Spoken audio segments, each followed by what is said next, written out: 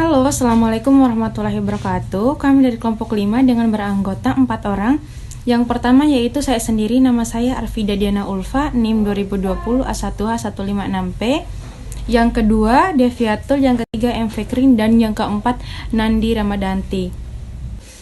Keterampilan menyimak adalah suatu bentuk keterampilan berbahasa yang bersifat reseptif.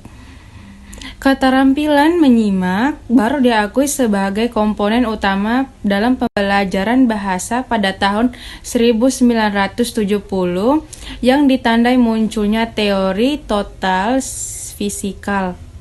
Teori ini menyatakan kegiatan keterampilan menyimak ialah proses psikomotorik untuk menerima gelombang suara melalui telinga dan mengirimnya ke otak. Proses tersebut merupakan suatu permulaan proses interaktif ketika otak bereaksi terhadap infus-infus untuk mengirimkan sejumlah mekanisme kognitif dan efektif yang berbeda. Sedangkan strategi pembelajaran keterampilan menyimak adalah seni merancang tindakan pelaksanaan proses pembelajaran mengenai kemampuan menginformasikan kembali pemahamannya melalui keterampilan berbicara maupun menulis. Pembahasan strategi pembelajaran menyimak dalam hal ini meliputi: yang pertama, pengertian menyimak tujuan. Yang kedua, proses menyimak. Yang ketiga, strategi menyimak. Dan yang keempat, penilaian menyimak dalam kelas. Kemudian penjelasan dari poin-poin tadi akan dilanjutkan oleh teman saya, Nandini Ramadanti. Kepada Nandini Ramadanti dipersilakan. Assalamualaikum warahmatullahi wabarakatuh. Perkenalkan, nama saya Nandini Ramadanti, saya dari kampus Mitra dengan NIM 20270-184. Saya sendiri akan menjadi pemateri yang kedua. Langsung saja pada isi materi, yaitu pengertian menyimak. Keterampilan menyimak merupakan salah satu keterampilan yang berbahasa yang utama. Menurut beberapa pendapat menyatakan bahwa menyimak sebagai suatu proses berbahasa yang dimaknai ke dalam pikiran. Tujuan pembelajaran menyimak dibagi menjadi dua bagian. Pertama yaitu menyimak umum, kemudian menyimak kritis. Yang pertama yaitu menyimak umum, yaitu mengingat rincian-rincian penting secara tepat mengenai ilmu pengetahuan khusus. Yang kedua yaitu mengingat urutan-urutan sederhana atau kata-kata dengan gagasan. Yang ketiga, mengikuti pengarahan-pengarahan lisan. Yang keempat, memparafrase suatu pesan lisan sebagai suatu pemahaman melalui penerjemahan. Kemudian yang kelima, mengikuti suatu urutan. A. Pengembangan plot. B. Pengembangan watak atau perilaku cerita. C. Argumentasi pembicaraan. Kedua yaitu menyimak secara kritis. 1. Membedakan fakta dan hayalan menurut kriteria tertentu. Kemudian yang kedua, menentukan validasi dan ketepatan gagasan utama, argumen-argumen dan hipotesis. Yang ketiga, membedakan pertanyaan-pertanyaan yang mendukung dengan bukti-bukti yang tepat dari opini dan penilaian serta pengevaluasian. Yang keempat, memeriksa, membandingkan dan mengkontraksi gagasan dan menyimpulkan pembicaraan. Misalnya, mengenai ketepatan dan kesesuaian sesuatu deskripsi. Mungkin itu saja dari saya. Sekian dan terima kasih. Saya kembalikan kepada pemateri selanjutnya. Baik, di sini saya akan melanjutkan materi yang telah dibawakan oleh teman saya. Selanjutnya adalah menyimak dalam praktik. Nah, tantangan bagi pengajar dalam kelas mengajar adalah untuk memberikan para pendengar suatu tingkatan kontrol mengenai konten pelajaran. dan untuk mempersonalisasi konten sehingga pelajar dapat membawa sesuatu dari mereka dalam tugas.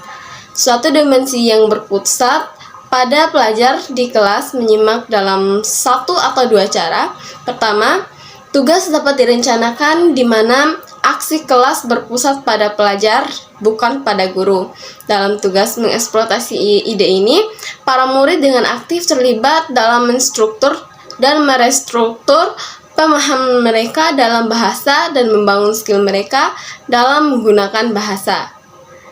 Dimensi yang berpusat pada pelajar dengan membuat pelajar terlihat dalam proses mendasari pembelajaran mereka. Hal ini dapat dicapai dengan cara-cara berikut ini. Yang pertama, membuat tujuan instruksional eksplisit kepada pelajar. Kedua, memberikan pelajar tingkatan pilihan. Yang ketiga, memberikan pelajar kesempatan untuk membawa. Yang keempat, pengetahuan dasar mereka sendiri dan pengalaman ke dalam kelas. Nah, untuk mendorong para pelajar dalam mengembangkan sikap refleksi terhadap pembelajaran dan untuk mengembangkan kemampuan self-monitoring dan penaksiran diri sendiri. Selanjutnya, penilaian menyimak dalam kelas.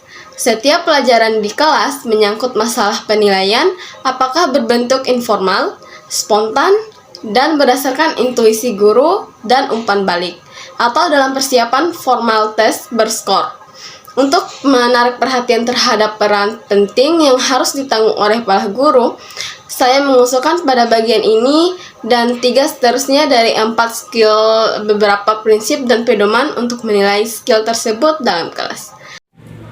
2. Proses kegiatan menyimak. Aktivitas menyimak adalah mendemonstrasikan pemahaman yang telah dipahami setelah mengalami kegiatan mendengarkan secara tuntas atau aktivitas yang meminta peringatan kembali atau recall. Informasi yang telah diterima sebelumnya. Proses kegiatan menyimak menghasilkan pemahaman. Berhubung dengan pemahaman tersebut terdapat 12 tahapan kegiatan. Menyimak. 1. Mendengarkan, mengenangkan, memperhatikan, membentuk imajinasi, mencari simpanan masa lalu dalam gagasan, membandingkan, menguji isyarat-isyarat, mengorderkan kembali, mendapatkan makna, memasukkan ke dalam pikiran di saat-saat mendengarkan atau menyimak, menginterpretasikan